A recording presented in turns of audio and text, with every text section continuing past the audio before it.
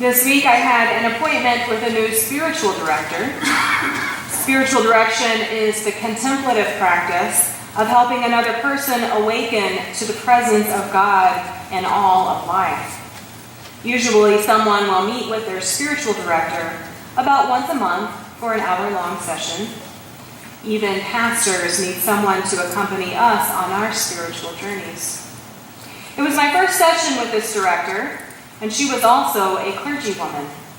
She had told me via email that when I arrived at her church, I was to check in at the front desk, and I would be escorted to her office, which was hard to find in the large building.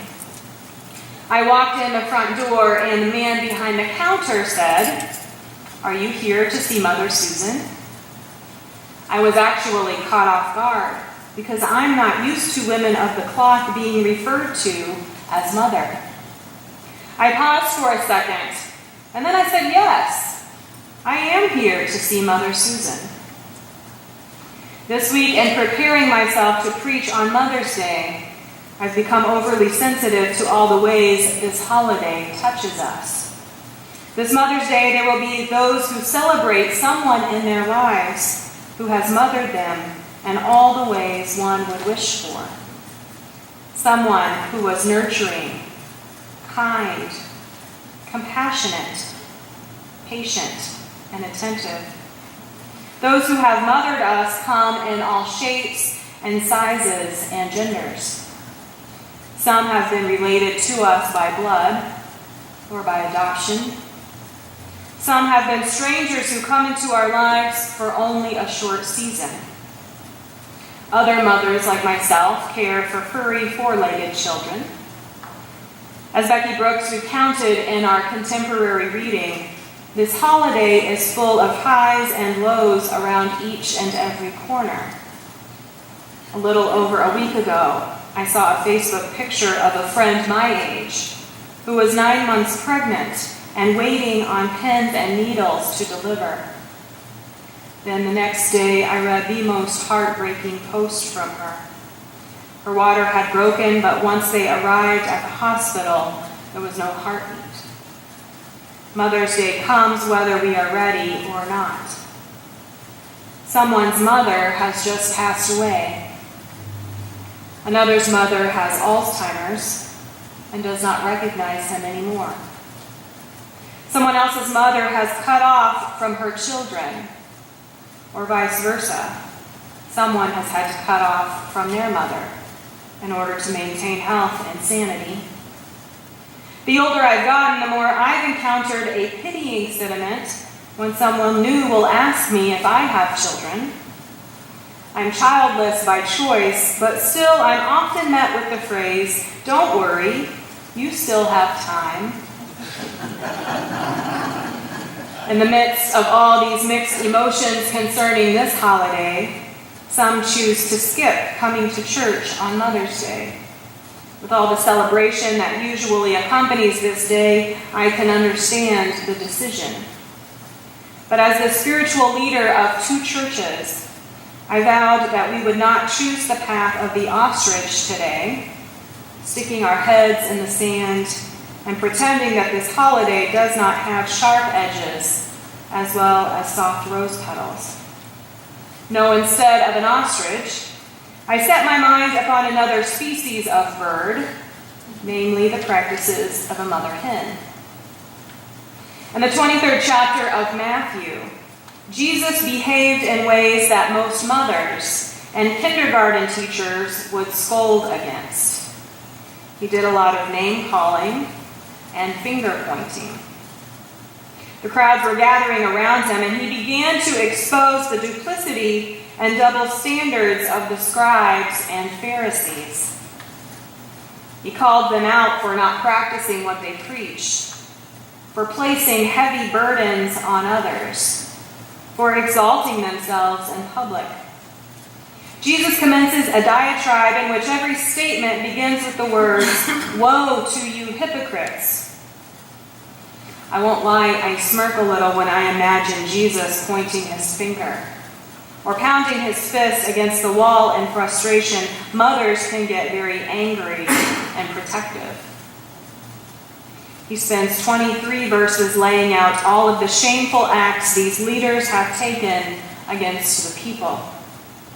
And once you get Mother Jesus going, he doesn't want to stop. Woe to you hypocrites, for you lock people out of the kingdom of heaven, and you don't even want to go there yourselves. But when anyone gets close to the kingdom, you stop them. Woe to you hypocrites, for you cross sea and land to convert someone to your own religion. But you end up making the new convert twice as much a child of hell as you are. Woe to you hypocrites, for you give a tithe of expensive spices and herbs to the church, but you refuse to give things that matter more, like justice, mercy, and faith. You strain out a gnat, but swallow a camel. Woe to you hypocrites, for you are like shiny coffins. On the outside look very beautiful and ornate, but inside they are full of dead bones and all kinds of filth. On the outside you look righteous to others, but on the inside you are full of hypocrisy and lawlessness. Like a mother hen, Jesus gets all maternal on the crowds. He says, Jerusalem, Jerusalem, the city that kills the prophets and stones those who are sent to it, how often have I desired to gather your children together, as a hen gathers her brood under her wings, and you were not willing. Let me tell you, there is no lack of YouTube videos on the internet showing hens gathering their brood underneath their wings. I know this from experienced research. Jesus wanted to protect the people as a hen protects her chicks. From watching one or two or maybe many more than that cute animal videos this week, I can also tell you that the chicks must be willing to accept safety underneath their mother's wings in order to escape the danger. They don't call it a brood for nothing. With more than a handful of children to watch over, if one chick refuses to seek shelter, the mother cannot force it. She's more than engaged in protecting the many bodies that are keeping warm and safe beneath her fluff. Although this maternal text is a very sad verse in the Bible, coming after the bolded headline of the lament over Jerusalem, Matthew 23:37 has been one of my favorite verses for some time now. It gives us an all too overlooked glimpse into our tradition of the divine feminine. There was a meme making its way around Facebook and Instagram a few weeks ago in light of the ungodly bathroom bills which have been littering legislatures of late. The quote is by Jeremy McClellan and says, "Next time a conservative tells you that referring to someone by their preferred pronoun doesn't matter, just casually refer to God as she and watch them lose their minds." There are those who identify as conservative and honor the divine feminine. And there are those who identify as liberal who are uncomfortable referring to God as anything but Father. At one time, I found myself between these two labels and lost my mind the first time someone referred to God as she. Like hearing a woman clergy referred to as mother, I wasn't used to it, and it fell on my ears awkwardly, as maybe something made up. Because if it were true, wouldn't it sound right? Wouldn't I have heard about it before? I think the reason masculine pronouns and imagery for God has sounded more normal has something to do with the last 6,000 years and the spread of patriarchy. Patriarchy is a social system in which males hold primary power, political leadership, moral authority, social privilege, and control of property. The female alternative to patriarchy is matriarchy. But anthropological evidence suggests that most societies older than 6,000 years Prehistoric hunter-gatherers were neither patriarchal nor matriarchal. They were egalitarian, a society where all genders held equal amounts of power and authority.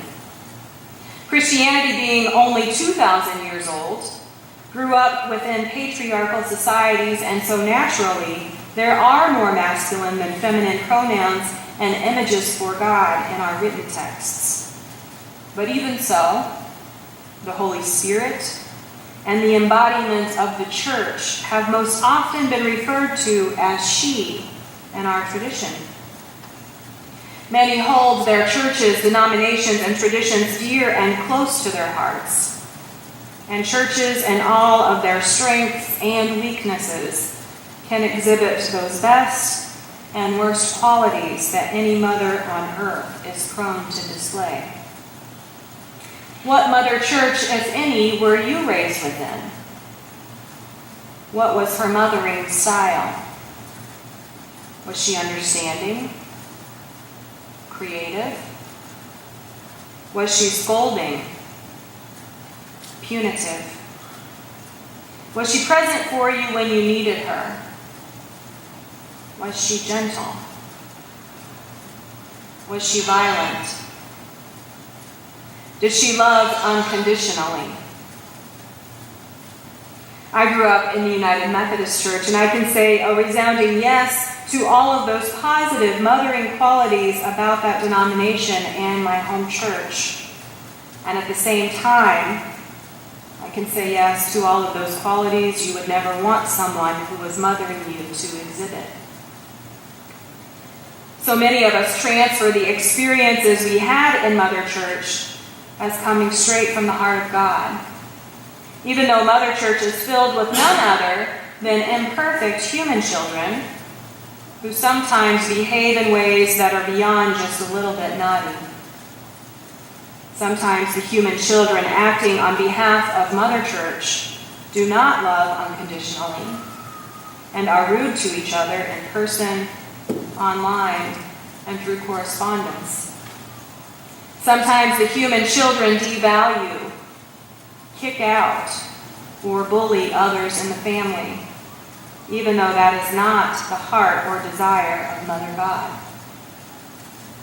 When this happens, we are taken directly back to the maternal image of Jesus, shaking his head and crying in lament, "Jerusalem, Jerusalem, Oklahoma, Oklahoma, how long have I desired to gather your children together as a hen gathers her brood under her wings? Are we willing to be gathered?" On this Mother's Day, no matter your parental status, no matter your age or gender, who is it you reach out to with a mothering heart? Do you look out over this church in a maternal way? Do you want to gather in the brood for protection and for love? Who in your life do you want the best for? Lend your patience to and allow to touch your heartstrings. Who are you willing to be present with? On this Mother's Day, if any have the impulse to ostrich around it, instead of sticking our head in the sand until the day has passed, is there someone you can open your wings to? Or is there someone you can thank for having offered their wings to you from time to time? In the name of God the Mother, and God the Daughter, and God the Holy Spirit.